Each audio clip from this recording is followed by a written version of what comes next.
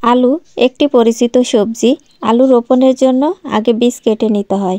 বড় সাইজের আলু 5 থেকে 6 টুকরা করতে হয়, আর ছোট সাইজের আলু 4 টুকরা করলে ভালো হয়। আর প্রতি টুকরায় যেন 2টি চোখ থাকে সেদিকে লক্ষ্য রাখতে হবে। আলু বেলে দেওয়ার জমিতে ভালো হয়। জমিতে 5 থেকে 6 চাষ দিতে হয়। বীজ রোপণের 2 থেকে 5 দিনের পর নালার 2/3 পানি দিয়ে দিতে হয়।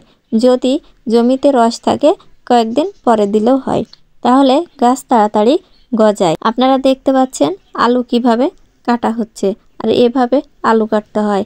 আলু দেখুন কি সুন্দর করে আলু কাটছে, লক্ষ্য করুন চোখ আছে, প্রত্যেকটা আলুতেই চোখ আছে। এখানে দেখুন একটা বাচ্চা মেয়েও আলু কাটছে, সেও জানে কিভাবে আলু কাটতে হয়। আপনারা দেখে শুনে সুন্দর করে আলুগুলো কাটবেন, তারপর রোপণ করবেন। দেখুন কিভাবে আমাদের কৃষকেরা জমিতে আলু লাগাচ্ছে, সেটা আপনাদের এই ভিডিওর মাধ্যমে দেখানো হচ্ছে।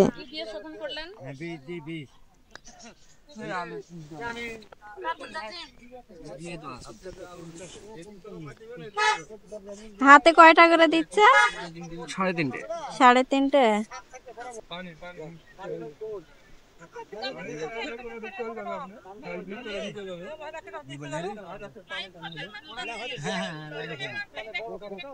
3.5।